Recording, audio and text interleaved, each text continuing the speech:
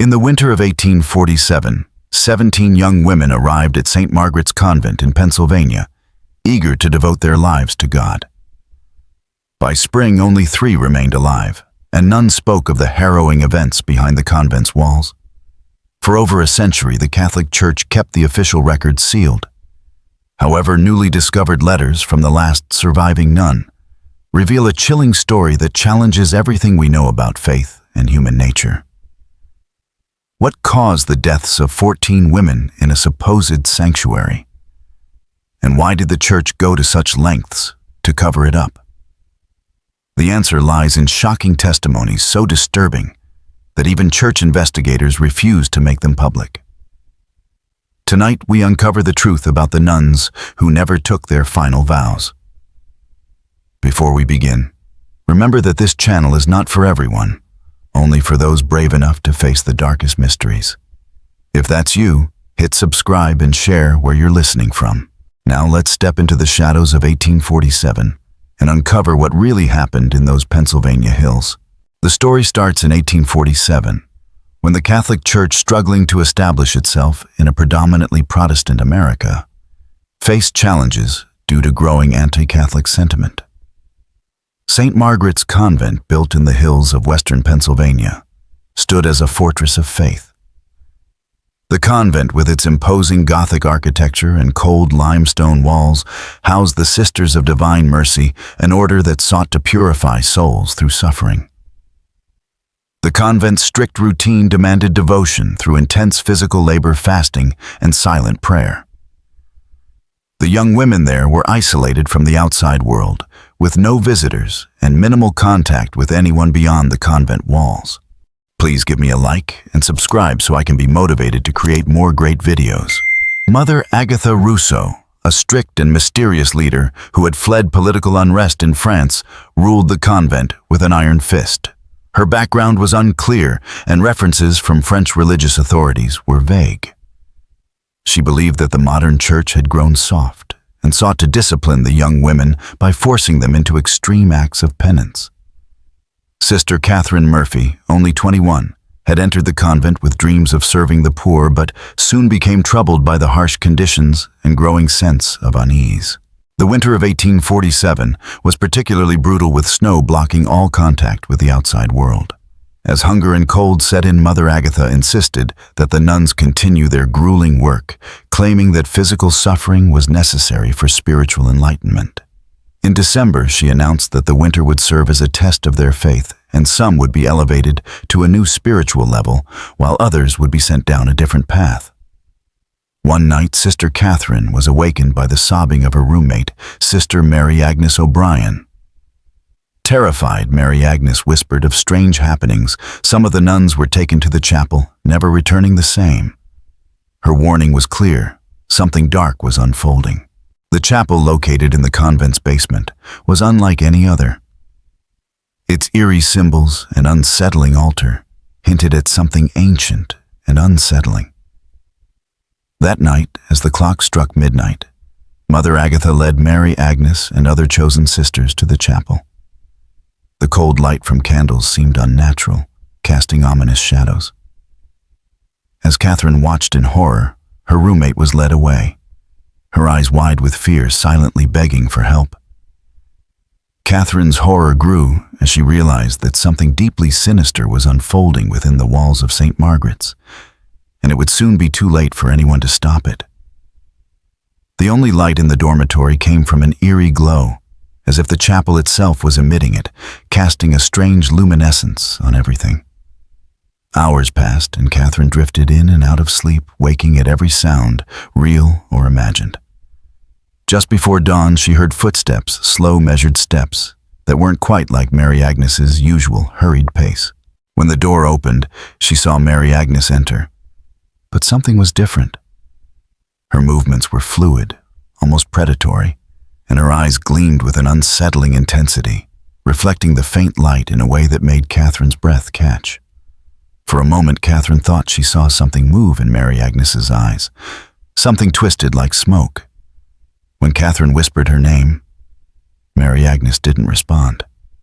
Instead, she climbed into bed, staring blankly at the ceiling with those strange, glowing eyes unmoving until the morning bell rang.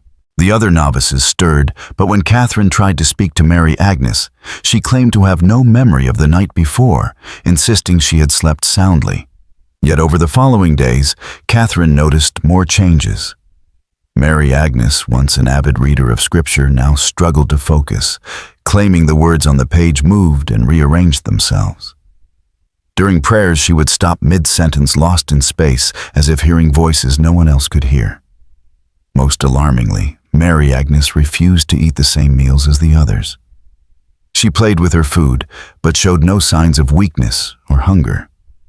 Instead, she seemed stronger, her skin taking on a luminous quality that made her stand out. 3 days after Mary Agnes's midnight visit to the chapel, Catherine was assigned to clean the sacred space. As she scrubbed the stone floors, she discovered a message scratched into the stone near the back of the chapel. It was barely visible, but Catherine recognized the handwriting, Mary Agnes. The message was clear. They are not what they seem. The old ways never died here. Trust no one, especially those who return changed. Find the hidden room behind the altar. The truth is written in the stones. Save yourself while you still can. M.A.O.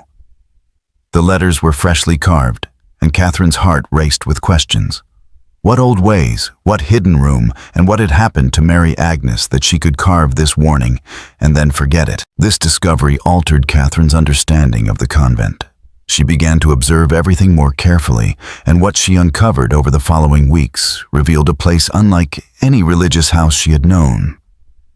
Every few nights, Mother Agatha, always accompanied by 2 veiled sisters, would appear at the dormitory at midnight, calling one novice by name. The chosen one would follow without hesitation, as if they had no choice. Catherine kept a secret record marking the days and noting when novices were taken. By the end of January, 8 had been called, and 3 had never returned.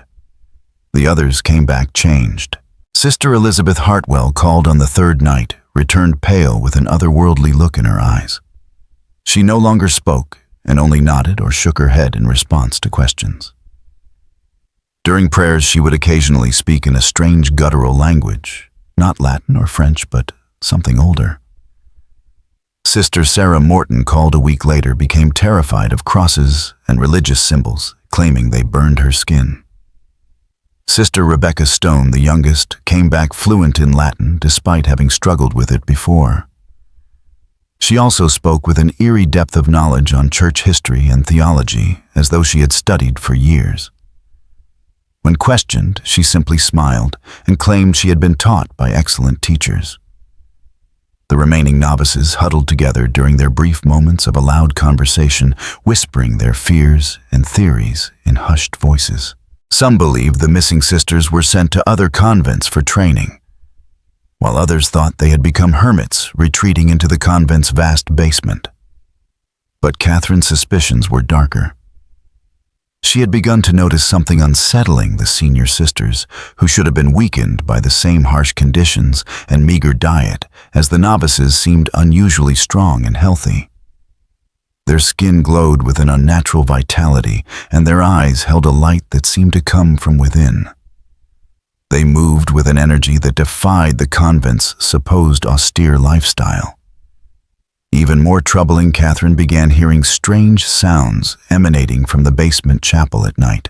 In the stillness of the night, when the convent should have been silent, she heard rhythmic chanting in an unfamiliar language. The voices seemed neither male nor female, creating eerie harmonies that reverberated through the stone walls. Along with the chanting, there was the disturbing sound of crying, or maybe singing distorted by the acoustics. On one particularly unsettling night, Catherine heard laughter, but it wasn't joyful. It was cold and calculated, sending chills down her spine. The laughter was joined by other strange noises, rhythmic tapping, scraping stone, and something that sounded like liquid dripping onto the chapel floor. Catherine's curiosity led her to explore areas of the convent she wasn't supposed to, While cleaning, she began to map the building in her mind, noticing discrepancies between the convent's external appearance and its internal layout. The building was much larger than it appeared, with hidden corridors that extended deep into the hillside. In the basement chapel, she uncovered a network of tunnels and chambers that weren't in the architectural plans. Some were used for storage, but others served no obvious purpose. These empty rooms, carved from the bedrock, were covered in the same strange symbols as the chapel. The most significant discovery came when Catherine found the hidden room behind the altar, exactly as Mary Agnes's message had warned.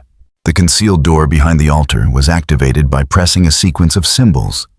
Inside, Catherine found a room filled with books and manuscripts, texts that had nothing to do with religion. Some were ancient, their pages yellow and ink faded, while others were more recent. They all focused on something Catherine could only describe as transformation rituals, combining elements of religion, medicine, and something darker. One manuscript, written in French, caught Catherine's attention. It described La Transformation Divine, a horrifying process that could elevate humans to a higher state of existence. But the methods were far from spiritual isolation. Sensory deprivation, and the introduction of a sacred substance, which gradually erased the subject's memories and identity. The text described it not as enlightenment, but as possession, where the individual became a vessel for something else. The most chilling discovery, however, was a ledger in Mother Agatha's handwriting.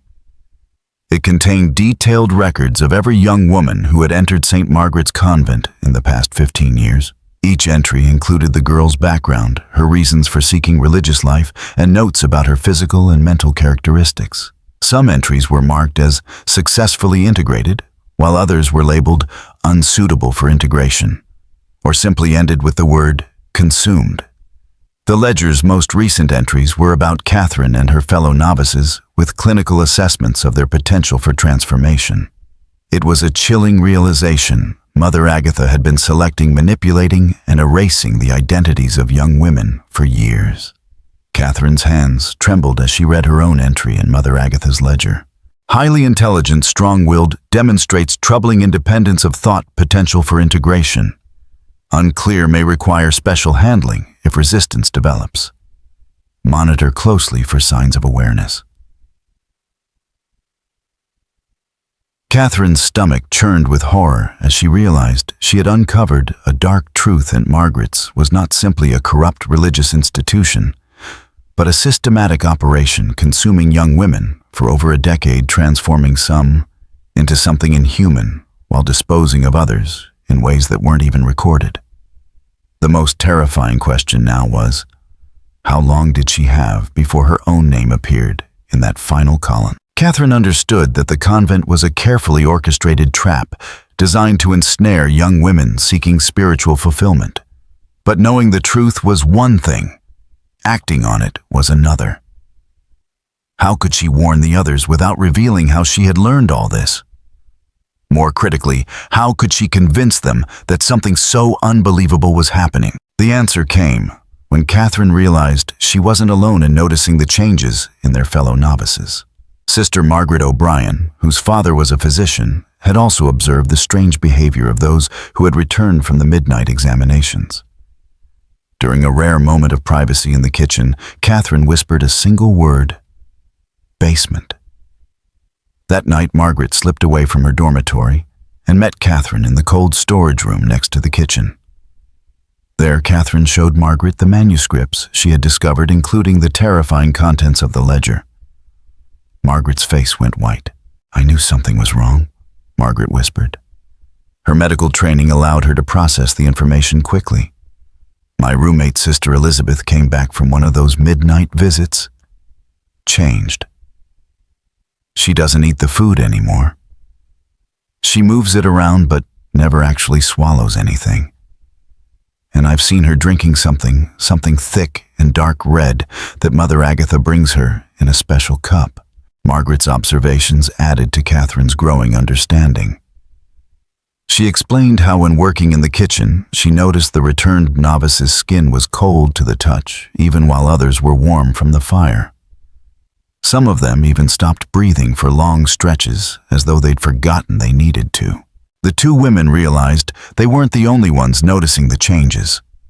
Over the next few days, they identified 3 more novices who had observed similar disturbances. Sister Anne Fitzgerald, barely 18, and terrified, had been scratching prayers into the walls of her cell, seeking protection from something she couldn't name. Sister Rose McKenna, whose roommate had disappeared, clutched a makeshift cross at night, convinced it was the only thing that kept her safe. And Clara Walsh, the most intellectually curious, had been investigating the convent's history. Clara had uncovered disturbing discrepancies in the convent's records. She had access to Mother Agatha's correspondence, and what she found was shocking. Official reports claimed the convent had successfully trained and ordained dozens of sisters. But Clara couldn't find any trace of these sisters in church records. Even more alarming, she found inquiries from families about daughters who had entered the convent but had never been heard from again. The convent's replies always claimed the young women had chosen lives of contemplation, precluding any contact with the outside world. The 5 young novices began to share information, piecing together a horrifying truth. The Sisters of Divine Mercy were not just a corrupt religious order.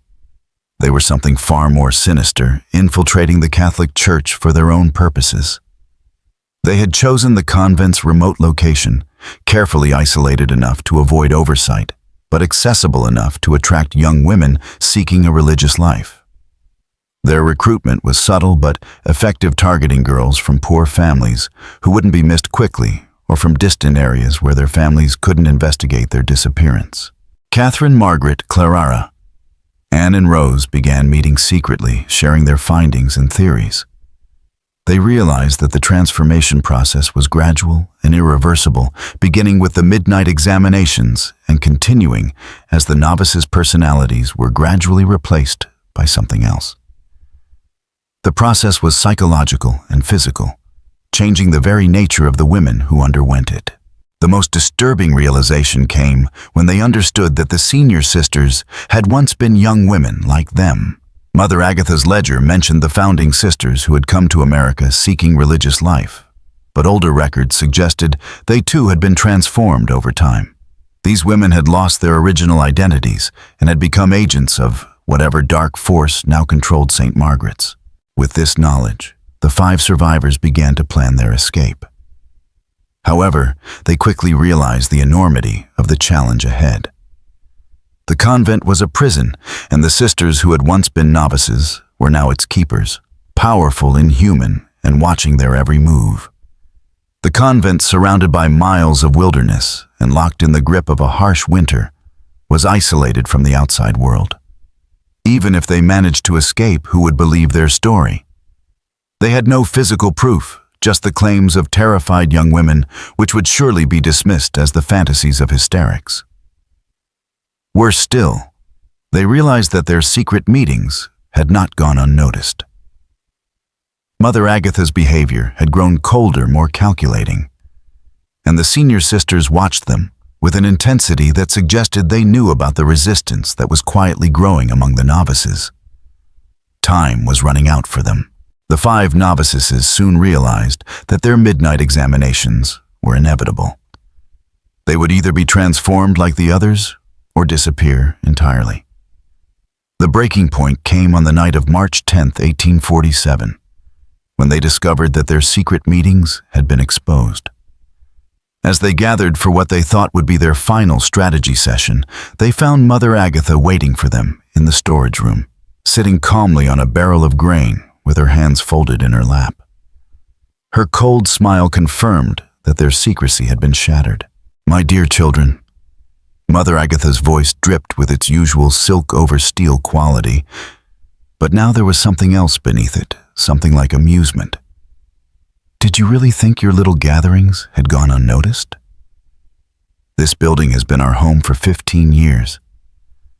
We know every stone, every shadow, every whisper that echoes through these halls. We have been watching you, listening to you, learning about your fears and your pathetic attempts at resistance. From the shadows, the senior sisters emerged, surrounding the 5 novices with the coordinated precision of predators. For the first time, Catherine saw their faces clearly, faces that defied explanation.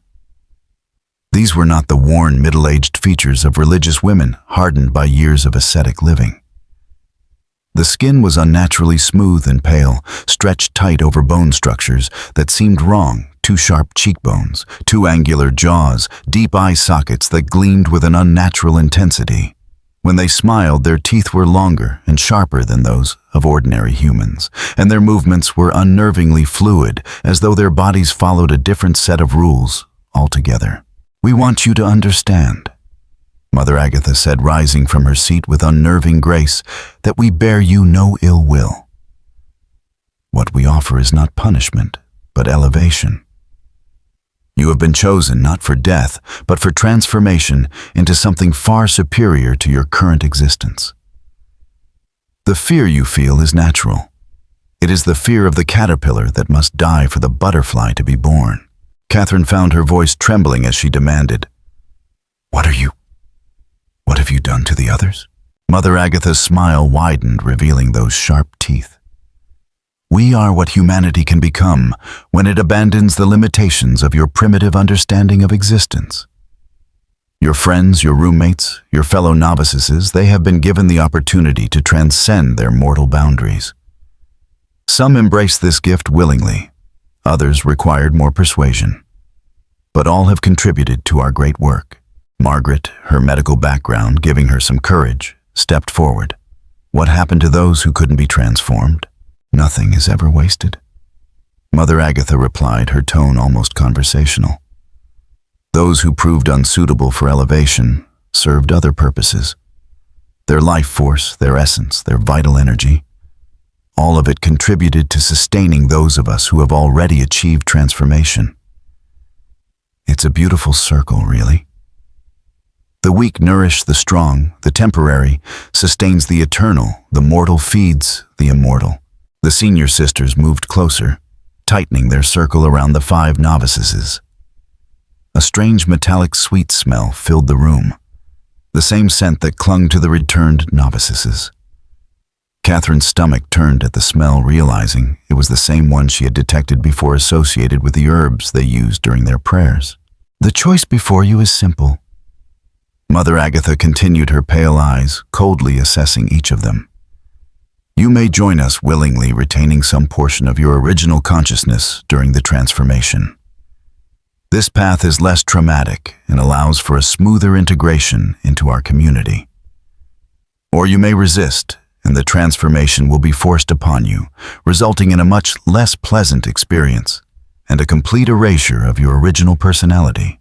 Anne, her voice cracking with emotion, began to sob.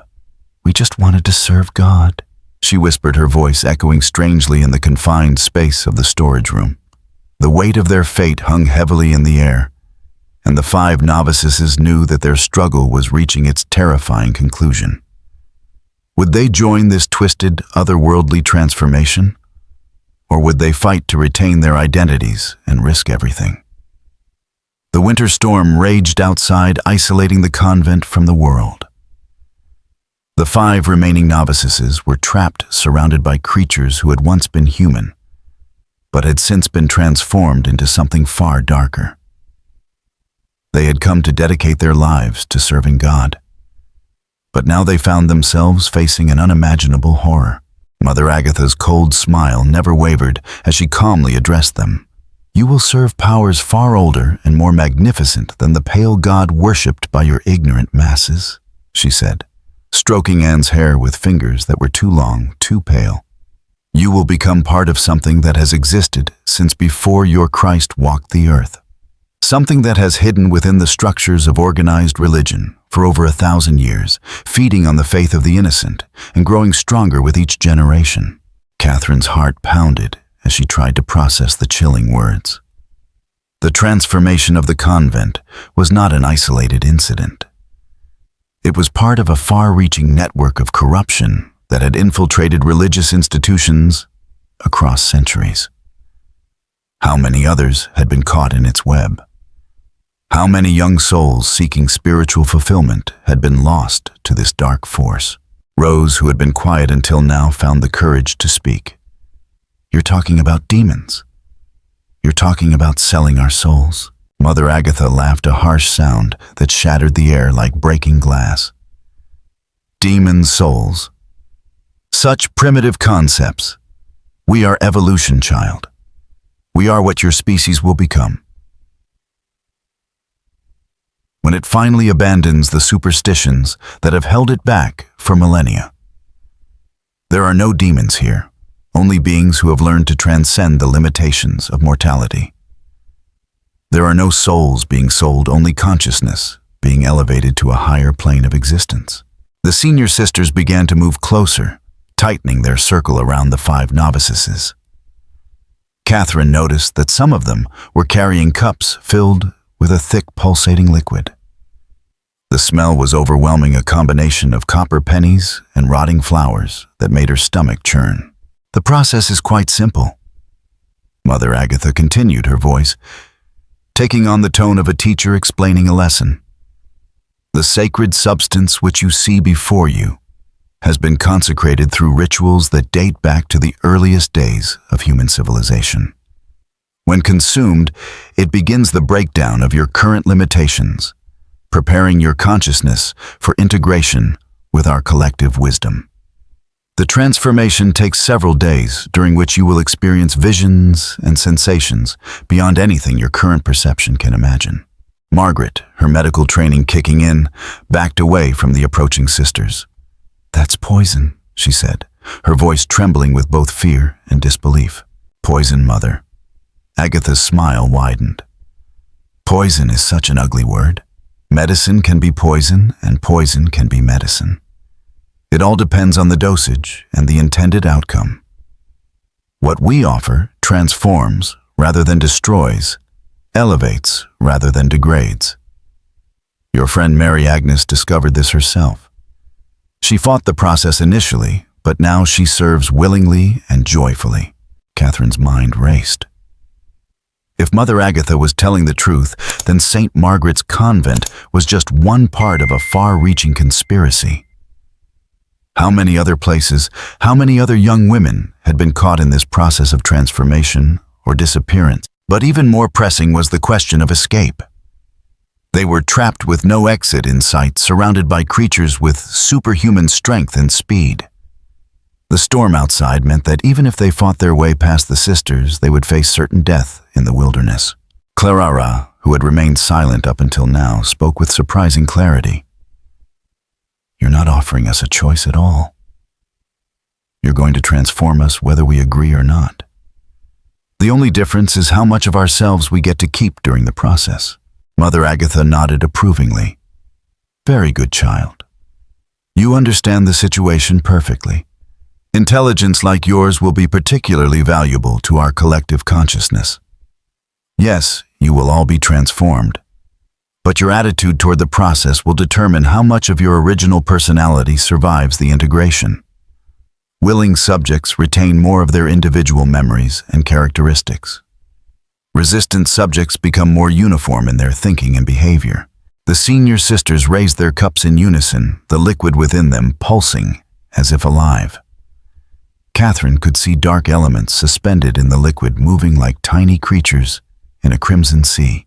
"We will begin with the most resistant," Mother Agatha said, her gaze settling on Catherine.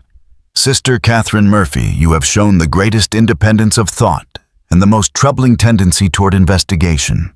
You will be the first to experience the full transformation process, serving as an example to the others of what awaits them." Catherine felt terror rise within her, but beneath it was a cold, calculating anger. These creatures had transformed or consumed countless young women, and now they planned to do the same to her. If she was going to die, she wouldn't go quietly. "You made one mistake," Catherine said, her voice trembling at first, but growing stronger. "You assumed we came here tonight without a plan." Mother Agatha's confident expression faltered for just a moment. "What do you mean?" she asked, her composure slipping. Catherine smiled, drawing on courage she didn't know she had. "We've been planning this for weeks. We know about the hidden chamber behind the altar. We know about your ledger and your records. Mother Agatha's composure slipped further as she looked at the senior sisters who exchanged uneasy glances. What letters? She demanded. Clara, sensing Catherine's bluff, jumped in. The letters we've been writing to Bishop Ali in Pittsburgh. Detailed accounts of everything we've observed here, hidden and ready to be delivered if anything happens to us. It was partially true.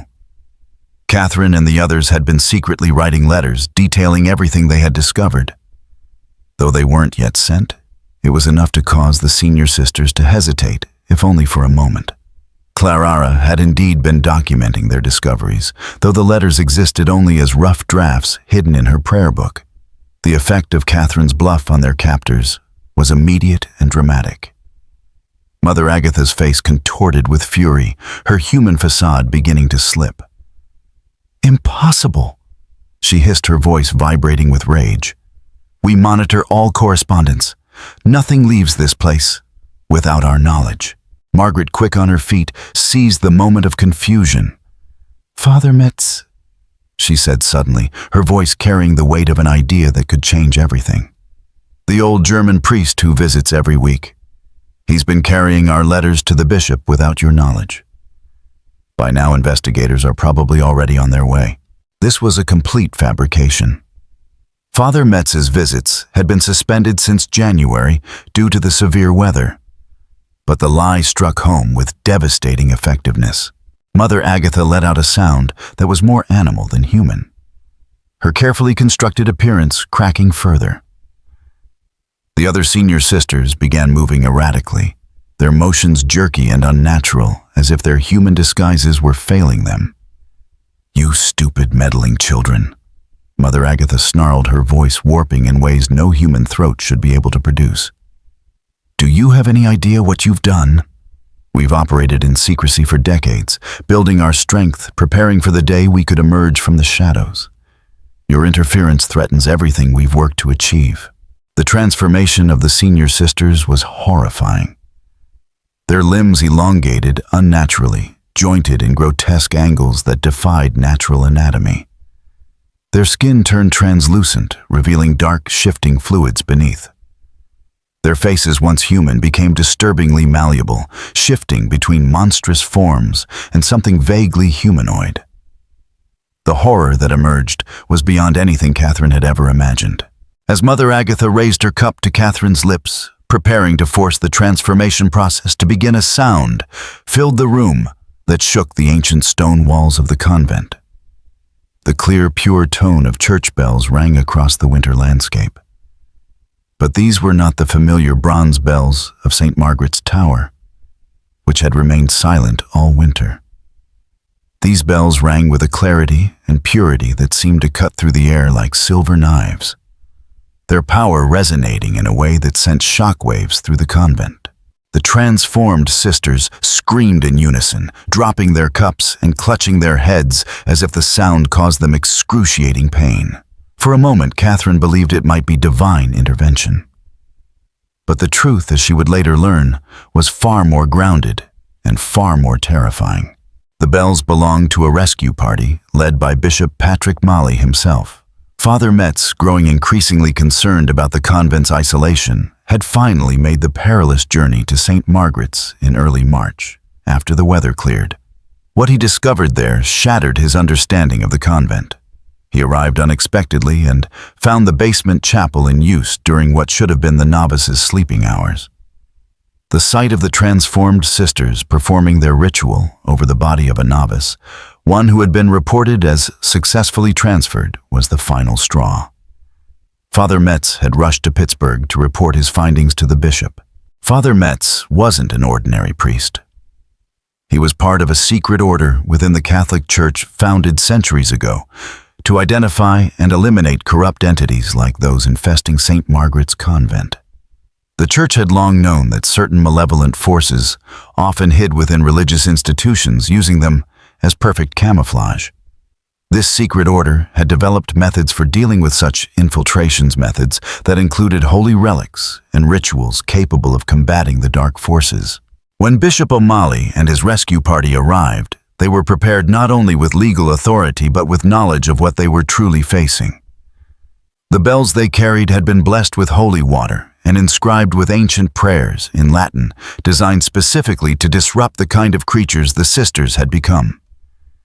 The bell's resonance interfered with the supernatural forces sustaining the transformed beings. As the bells rang, the senior sisters who had been holding on to their human forms began to collapse entirely. What remained were horrific creatures composed of shadow and malevolent energy, more than physical matter. They writhed and twisted, unable to maintain a stable form. Mother Agatha, however, proved more resilient than the others. As her human disguise fell away, Catherine saw her true form, something that had clearly lived far longer than any mortal should have. She was a nightmarish blend of human and something else entirely, once perhaps beautiful, but now corrupted beyond recognition by centuries of feeding off human life. "You think you have won," Mother Agatha hissed, her true form now fully revealed. The bishop and his men, holding their blessed silver crosses before them like weapons, entered the room. "You understand nothing about what we truly are. We are eternal. We have hidden within your churches for 1,000 years, and we will continue to hide within them for 1,000 more. For every nest you cleanse, 10 more will take root. For every monster you destroy, 20 more will take holy vows. Your faith is our perfect disguise, and your faithful are our perfect prey." Bishop O'Malley's response was calm and unwavering. "You are neither eternal nor unique," he said, raising a silver cross that burned with its own light. "You are parasites, feeding on the faith of others because you have no power of your own." The room was charged with an electric tension as the bells ringing reverberated through the convent, and the battle between light and darkness reached its climax. Catherine, shaking with a mix of fear and awe, realized that the stakes were even higher than she could have imagined. This was not just a fight for her survival, it was a battle for the future of the church itself. The church had faced entities like Mother Agatha's kind before, and it would undoubtedly face them again. But on that night in St. Margaret's Convent, the feeding ended.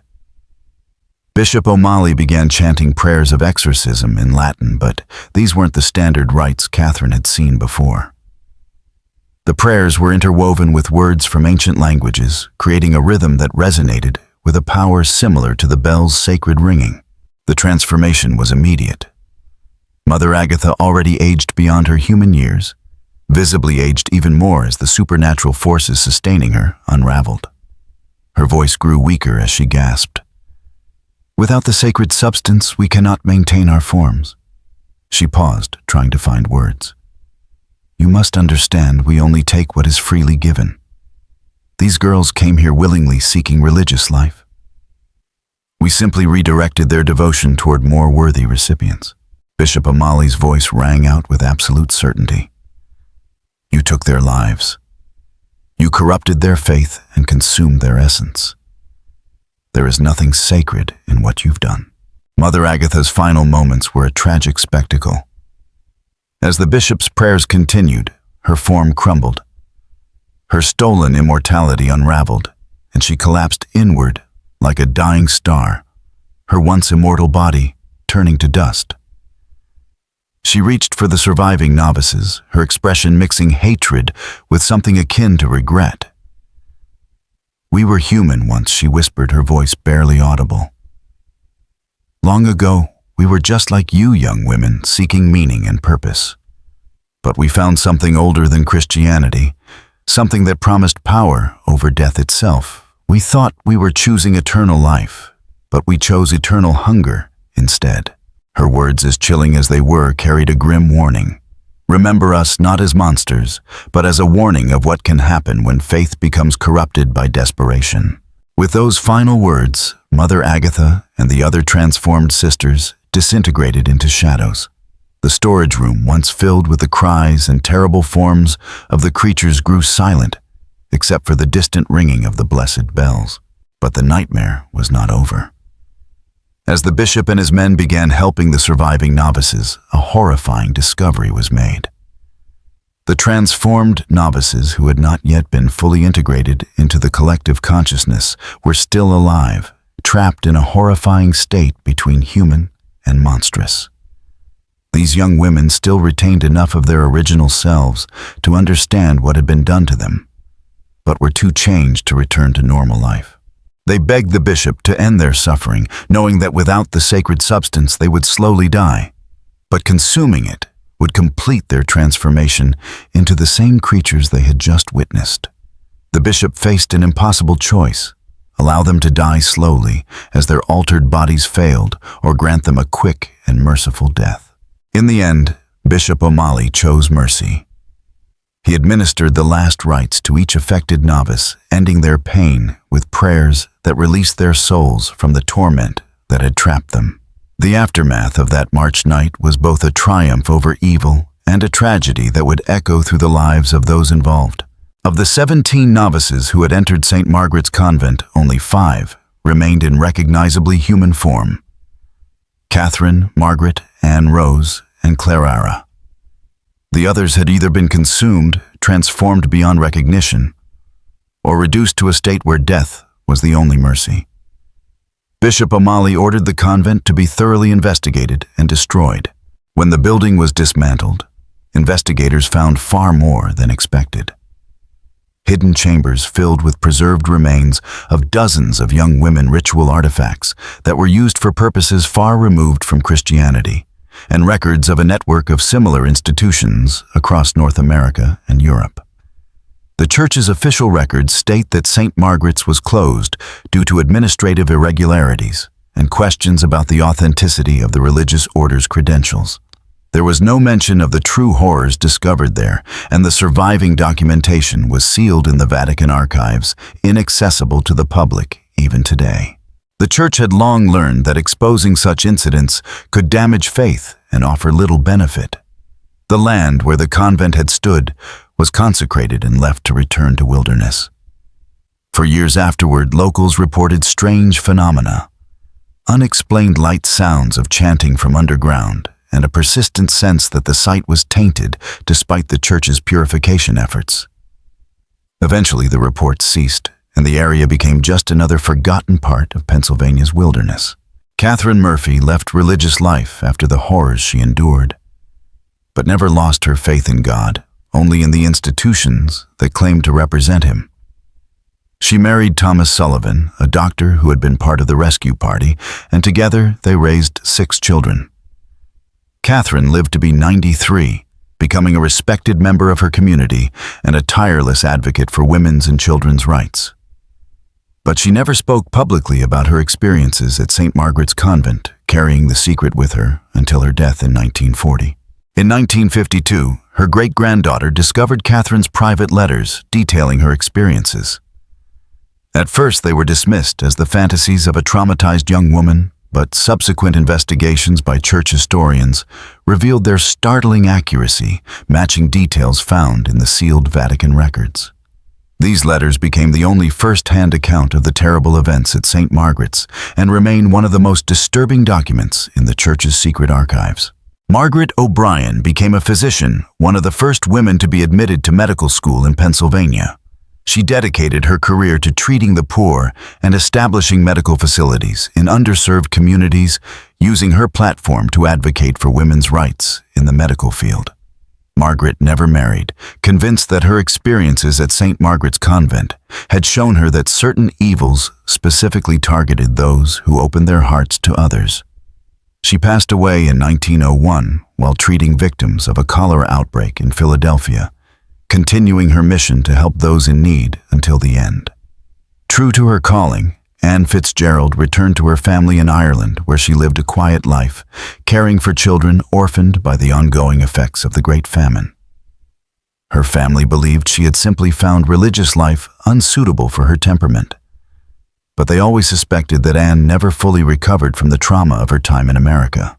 She died young at the age of 34 of what her death certificate listed as consumption, though her family believed it was something deeper. Rose McKenna became a teacher in Boston, dedicating her life to educating children from immigrant families. She married late in life and had 2 children, but raised them with a protectiveness that bordered on obsession. Rose's husband later shared that she frequently suffered from nightmares throughout their marriage, often waking up screaming about things that pretended to be holy. Rose died in 1889, leaving behind detailed instructions that her children should never enter religious life. Clara Walsh became one of the first women to work as a journalist for a major newspaper in Boston. She spent her career investigating corruption within religious and charitable institutions, gaining a reputation for fearless reporting on scandals that other journalists dared not touch. Clara never married, claiming that her experiences had taught her never to trust anyone who claimed authority over others' spiritual lives. She passed away in 1905, leaving behind a vast archive of articles exposing financial and sexual corruption in religious institutions throughout New England. The 5 survivors maintained correspondence with each other until their deaths bound together by a shared experience that no one else could understand. Their letters, preserved in family collections, reveal women who never fully recovered from what they had witnessed, but who channeled their trauma into lives of service and protection for others. They developed a code system for their correspondence, allowing them to share information about potentially dangerous religious institutions without revealing the source of their knowledge. Through this informal network, they identified and exposed several other religious houses that showed signs of the same corruption they had encountered at St. Margaret's Convent. While they never found anything as extreme, they were instrumental in bringing down institutions that exploited vulnerable young people for financial gain or other forms of abuse. Investigations into St. Margaret's revealed a pattern that stretched across continents and centuries. The entity that had once called itself Mother Agatha Rousseau was traced back to similar incidents in France, England, and Ireland, suggesting that the corruption was not isolated, but part of a vast network of parasitic entities. Church records, when accessible, showed patterns of missing novices, unexplained deaths, and houses that had been quietly shut down for administrative reasons throughout the 19th century. Perhaps the most disturbing discovery was that the corruption did not end with the destruction of St. Margaret's Convent. Bishop O'Malley's private papers, released to researchers in 1975, included references to 12 other houses that had been cleansed over the following decades. Correspondence with church authorities in Europe indicated that this network of corruption was international. Bishop O'Malley had spent the remainder of his career developing protocols for identifying and eliminating such evil, creating a secret department within the church that continued its work well into the 20th century. The St. Margaret's incident forced the Catholic Church to confront uncomfortable questions about the vulnerability of religious institutions to malevolent forces. The very qualities that made religious life appealing: seclusion from the world, absolute obedience, and the willingness to sacrifice personal desires for a higher purpose, also made these institutions attractive to those who would exploit such devotion. The Church developed new oversight protocols, requiring more frequent inspections and better documentation of novices' faiths. However, these measures were implemented quietly, without public acknowledgement of the problem. The Church had learned that admitting to such infiltrations would damage the faithful's trust and provide no real benefit. Catherine Murphy's final letter, written shortly before her death in 1940, contained a warning that resonated deeply in light of subsequent events. "The enemy of faith is not disbelief, but false faith," she wrote. "Evil does not always announce itself with obvious signs. Sometimes it wears the robes of angels and speaks in the language of salvation. Sometimes it builds institutions that look like places of worship, staffed by people who embody religious devotion. Trust in God, but be wary of those who claim to speak for Him with absolute authority. Question any institution that demands complete isolation from family and friends. Be suspicious of any spiritual teacher who discourages questions or independent thought. The wolves are always among the sheep, and they are always hungry. They have learned to wear our clothing, speak our language, and exploit our noblest impulses for their own dark purposes." Catherine's words serve as a haunting reminder that the corruption of religious institutions is one of the most insidious forms of evil. because it preys on humanity's highest aspirations. It shows us how the purest intentions can be twisted by the darkest forces, and how faith itself can be used as a weapon by those who would exploit it. The story of St. Margaret's Convent reveals how those seeking to serve God can become prey for those who manipulate their devotion. It also teaches us the importance of maintaining both spiritual conviction and practical vigilance, and the need for transparency and accountability in all institutions claiming spiritual authority. The young women who entered St. Margaret's Convent were guilty of nothing more than seeking to dedicate their lives to serving others. Yet they became victims of a corruption that hid behind the facade of holy devotion. This story illustrates that fighting against such corruption requires both faith and reason, as well as a willingness to confront evil with truth investigation and decisive action. The story of St. Margaret's Convent shows us that not all religious houses are sanctuaries, and not all who take holy vows do so with pure intentions. What do you think of this story? Do you believe everything was revealed about St. Margaret's Convent? Are there other religious institutions hiding similar secrets? Have you ever encountered a religious organization that gave you an uncomfortable feeling, even if you couldn't explain why? Leave your comment below and share your thoughts with our community of mystery seekers. If you enjoyed this tale and want more stories, like it, subscribe, hit the notification bell, and share it with someone who loves mysteries as much as you do. Remember, the truth is often stranger and more terrifying than fiction. And sometimes the most important stories are the ones that institutions try hardest to keep secret. See you in the next video, where we'll explore another dark chapter in America's hidden religious history. Thank you all very much for watching my video until the end. I sincerely appreciate it, and I look forward to seeing you in the next video.